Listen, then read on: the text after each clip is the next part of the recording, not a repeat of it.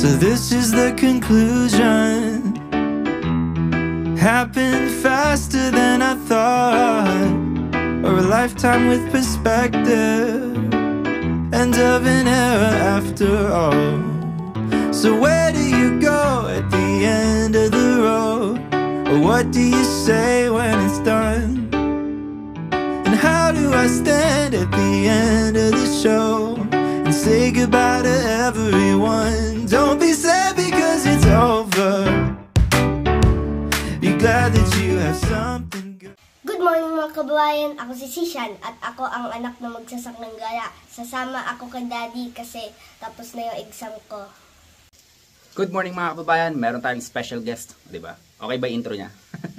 Sasama ko siya ngayon dahil tapos na siya mag-exam and then may reward siya sa akin dahil nga ano siya, one of the outstanding student ngayon sa school nila.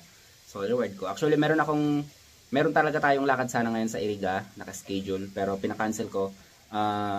Syempre, ang priority ko palagi, syempre pamilya. So mas priority kong ibigay ang reward ng anak ko kaysa doon sa naka-schedule natin. Kaya pupunta tayo ngayon sa isang falls dito sa may Albay. Okay. So hindi ko rin alam kung saan banda sa Albay pero mapupuntahan natin 'yon. So 'yon, si Sishan isa rin sa gusto niya rin daw maging vlogger katulad ko. Siyempre, sino ba naman ako para pigilin siya, 'di ba? Gusto ko rin pakita sa kanya yung sacrifice ng isang vlogger tsaka kung paano yung sistema ng isang vlogger, gaano kahirap. So bibigyan ko lang siya ng kaunting idea kung baka magbago yung isip niya. Okay, kita-kits mamaya. Ingat, bye-bye. O, diba? 12 kilometers pa lang ang nilalayo namin mula sa bahay. Nag-request agad ng kain. Kain muna kami.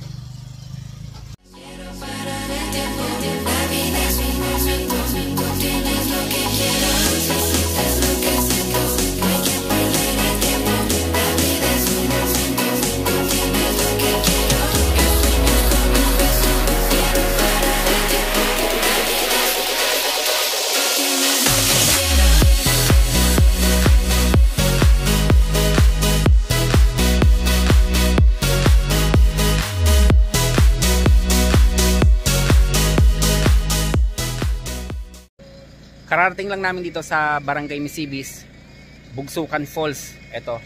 Nandito lang siya sa may highway. Kung boundary ito ng Sangay at saka ng Tiwi. Ito na yung pinaka-boundary nila. So ito, papakita ko sa inyo.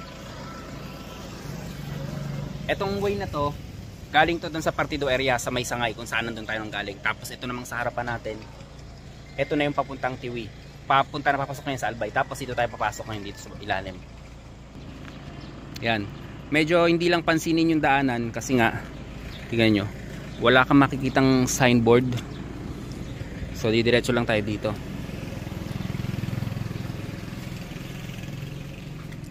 Yan, pero parang nagtataka ako paano nagkaroon ng falls dito, daanan, kalsada. So tignan natin. Ang isang ikinabahala ko sa lugar na to, etong nabasa ko. Bawal magtapon ng basura, multa, forever single. Ayan. Pag nagtapon ka ng basura dito, di ka kaka-partner. Tara. Ayan. Pababa na tayo at tanaw na yung dagat. Nagtataka talaga ako paano nagkaroon ng falls dito eh. Ayun, meron nga ito sa baba. Ito. Yun, ang ganda oh. Medyo matarik lang talaga. Habang pababa kayo dito, makikita nyo naman dito yung yun, may mga mini falls. Yun, mga naglalaba. Mga mini falls. Diba? Doon pa tayo sa baba. Medyo magdahan-dahan ka lang dito.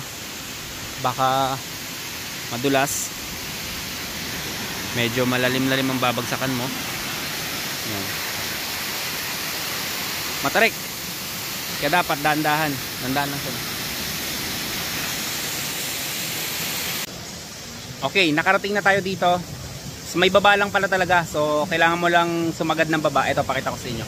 Ito, sa likod natin. Isa. Tapos sa harap dagat. Ang galing, no? Tama. Sa likod falls, sa harap dagat. Di wow. Ito, napakita pa ko sa inyo. Meron din doon. Ayan. Doon sa taas na yon, nandun yung mga naglalaba. Tapos may mga bangka rito sa baba. Ayan, ito yung falls. Mababaw lang. Mahina yung tubig niya ngayon dahil nga mainit. Mainit kasi talaga ngayon, pati yung buhangin ang sakit sa paa. Ayan, tuwan-tuwa oh. Malinis oh, linaw. Ito siya. Tapos dito na yung dagat. Tapos dito nga sa gilid, yung dagat. Ang galing, no? May falls dun sa gilid, dito naman sa harap mo dagat, ito. Ang galing. Tapos ang nakakatuwa pa dito, walang entrance dito. Kaya lang, itatapat ko sa inyo ha. Ang ganda oh.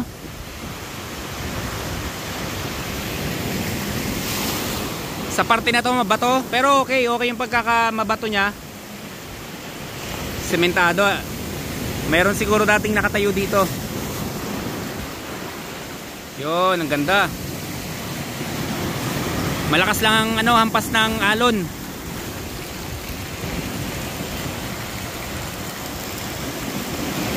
Ayan oh, lakas oh. Pag nagsawa ka sa falls, tawid ka lang o lakad ka lang, mga 20 hakbang naman. Nasa dagat ka naman. Ang galing. Wala lang ditong cottage. Siyempre, diskartehan mo na lang, pwesto ka sa may malilim. Wala ka na naman din naman babayarang entrance, wala ka rin babayarang cottage. Di okay naman. Wala namang problema.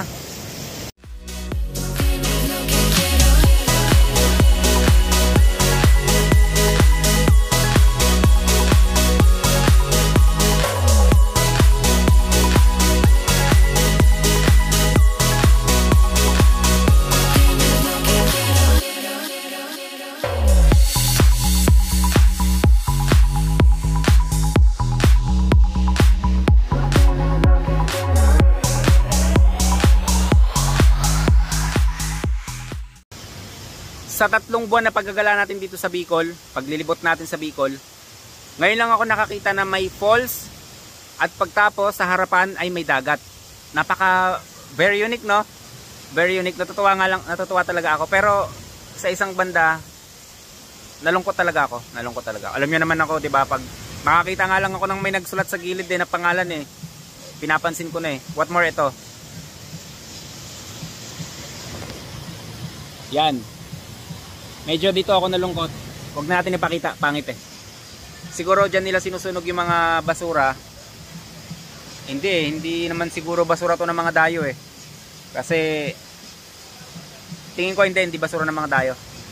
O baka basura to na inanod ng dagat. Hindi rin Sana wag natin tapunan. Hanggat maaari, i-preserve natin yung kagandahan ng lugar. Maging responsible tayo kahit isang balat man lang ng candy. Kasi once na makita yan ng bata, yung isang balat na candy binulsa mo, nilagay mo sa proper na basurahan, gagayahin ka. So, ingatan natin yung basura natin.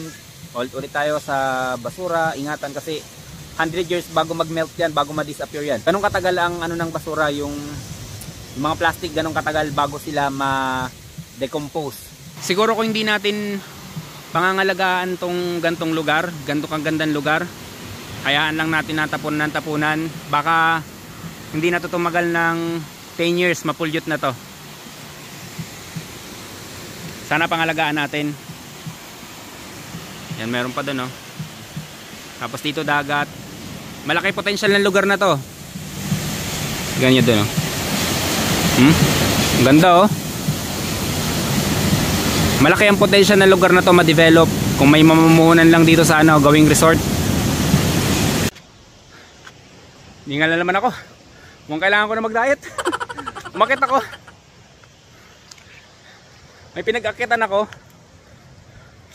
Ayun o. Yun o, kita niya. Uy, grabe. Hala. Ang ganda pala dito. Buti inakit ko. Pupunta tayo doon. Bangis oh. Ayos ah. Buti nilang umakit ako doon. Oh. Meron pala dito sa taas. Punta tayo doon. Ganyan to ah. Oh! Allah! Allah! Ayoko pumunta dyan. Ang bangis oh. Oh, kayo na lang tumingin. Sa may ilalim. Ang ganda rito oh.